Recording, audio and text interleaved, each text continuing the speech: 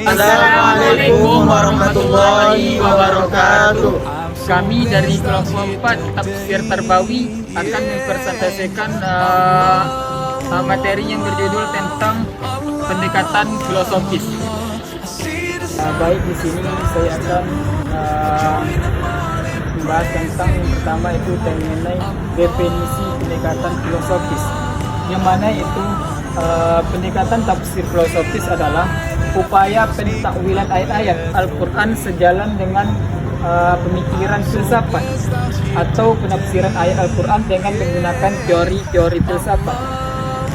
Jadi dapat kita simpulkan bahwa ini kami paparkan mengenai bahasa kami sendiri itu sebagai pemateri, yang mana itu jadi pendekatan tafsir filosofis menurut bahasa pemateri adalah penafsiran ayat-ayat Al-Quran berdasarkan pendekatan yang logika, yang mana itu yang berarti logika itu bertujuan meraih penalaran yang diterima oleh akal kita atau sesuatu penalaran yang dapat diterima oleh akal kita.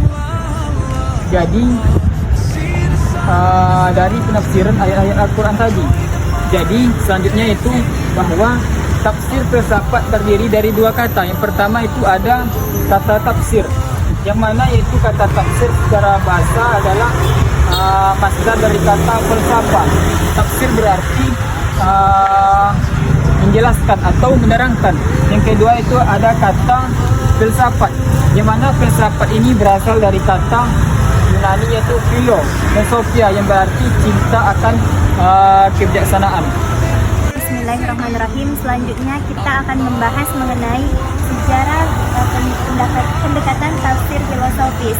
Nah, Az-Zahabi yang menjelaskan bahwa cikal bakal lahirnya penafsiran bercorak filosofis ini dimulai pada masa Abbasiyah, khususnya Khalifah Al-Mansur, yaitu pada tahun 136 Hijriah, dan Al-Ma'mun pada masa tersebut dipengaruhi oleh perkembangan kebudayaan dan pengetahuan umat Islam. Bersamaan dengan hal tersebut juga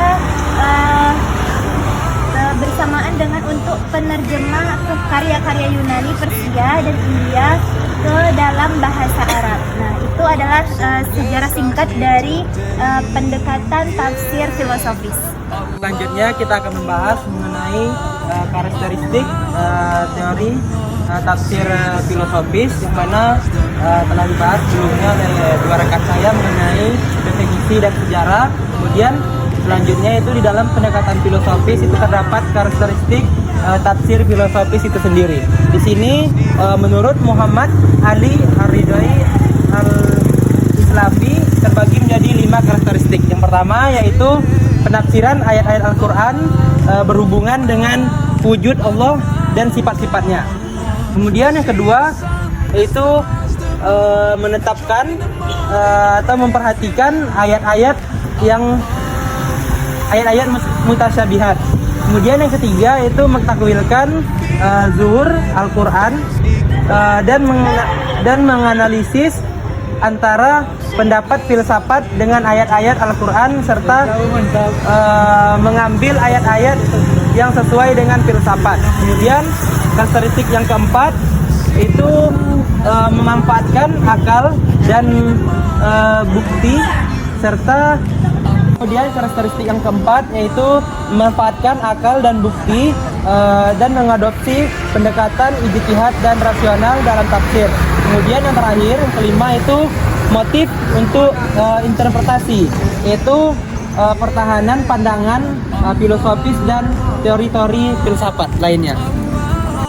Baiklah, di sini kita masuk kepada poin keempat, yaitu tentang kelebihan dan kekurangan tafsir filosofis. Kelebihan tafsir filosofis antara lain yaitu menghasilkan penafsiran yang kolektif dan menunjukkan betapa luasnya pemaknaan Al-Quran dengan kecangkupan filsafat. Kemudian kelemahan tafsir filosofis antara lainnya itu diantaranya pola bernalar filsafat, karena pada dasarnya adalah disiplin ilmu yang bukan dari Islam sendiri. Berdasarkan itu ada kekhawatiran berlebihan terhadap filsafat yang menggunakan pendekatan ini karena akan membahayakan akidah Islam. Dan yaitu poin yang kelima, yaitu mengenai kitab-kitab yang memuat corak filosofis. Adapun kitab-kitab yang memuat corak filosofis, yaitu diantaranya ada 5. Yang pertama, Fusuh Al-Hikam karya Al-Farabi 950 Masehi. Dan yang kedua, Rasail Ibnu Sina karya Ibnu Sina 1037 Masehi. Dan yang ketiga, Rasail Ikhwan As-Sofa karya Ikhwan As-Sofa. Dan yang keempat, Mafatih Al-Ghaib karya Faturuddin Ar-Razi 1210 Masehi. Dan yang terakhir, Tafsir Al-Mizan karya Husain Tabat-Tabai 1981 Masehi. Jadi demikianlah presentasi kami dari kelompok 4 mata kuliah Tafsir Tarbawi. My breath away. I'm so blessed out here today.